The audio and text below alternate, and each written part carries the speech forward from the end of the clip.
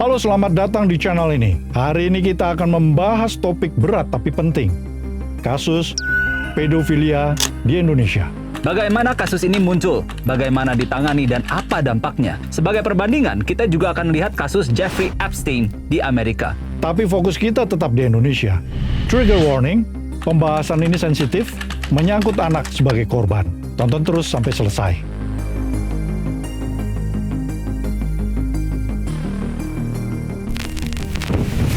Pertama, mari kita pahami dulu konteks hukum. Di Indonesia, kasus kekerasan seksual terhadap anak diatur dalam Undang-Undang Perlindungan Anak. Revisi terakhir ada di Undang-Undang Nomor 35 Tahun 2014. Ancaman hukumannya berat, bisa puluhan tahun penjara dan denda yang sangat besar. Namun dalam praktek, banyak hambatan. Korban sering takut melapor, bukti sulit didapat, dan ada tekanan sosial, apalagi jika pelakunya figur publik atau pemuka agama. Kasus pertama, Saiful Jamil, seorang penyanyi dangdut yang populer yang divonis bersalah mencabuli anak laki-laki yang tinggal di rumahnya. Awalnya divonis 3 tahun, tapi hukuman diperberat setelah banding. Kasus ini membuka mata publik bahwa figur publik pun bisa terjerat kasus pedofilia. Tapi sekaligus bagaimana kasus ini diberitakan juga menimbulkan kontroversi. Kasus kedua adalah calon pendeta di Alor, Nusa Tenggara Timur.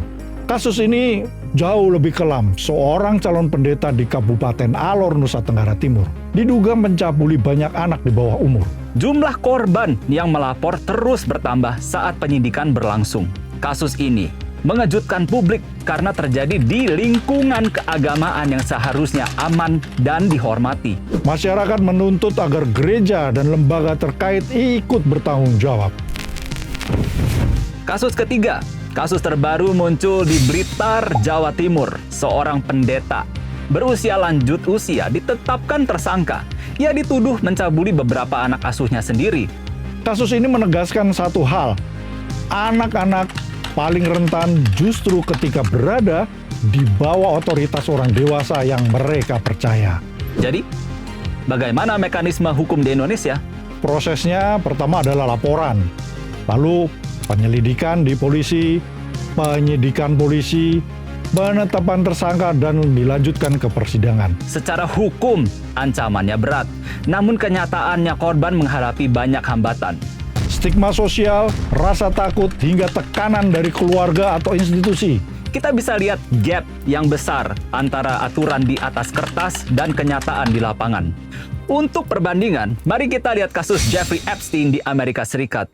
Seorang miliarder yang dituduh memperdagangkan dan melecehkan puluhan anak perempuan di bawah umur. Epstein punya jaringan besar, melibatkan properti mewah dan orang-orang berpengaruh.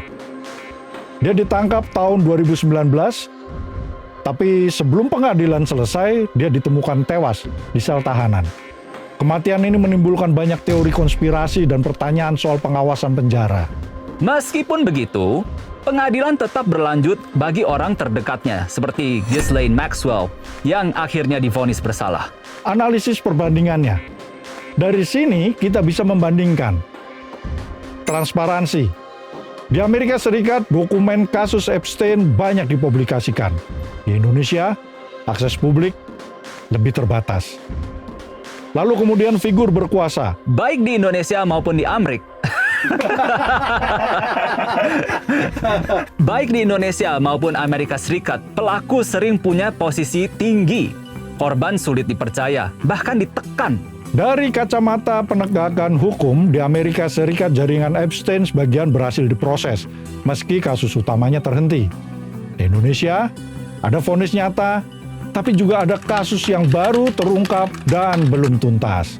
Pelajaran pentingnya adalah Indonesia butuh mekanisme pelaporan yang lebih kuat, perlindungan saksi dan korban yang lebih efektif, dan transparansi yang lebih besar agar publik percaya pada proses hukum. Itulah gambaran kasus pedofilia di Indonesia dengan perbandingan kasus Epstein di Amerika. Topik ini berat, tapi penting untuk dibahas karena perlindungan anak adalah tanggung jawab kita bersama. Kalau kamu peduli dengan isu ini, sebarkan informasi yang valid. Dukung lembaga perlindungan anak dan jangan ragu melapor jika menemukan tanda-tanda kekerasan terhadap anak. Terima kasih sudah menonton. Jangan lupa like, share, and subscribe. Agar isu penting seperti ini bisa terus dibahas. Kita akan bahas lebih dalam di konten yang selanjutnya. Ditunggu ya.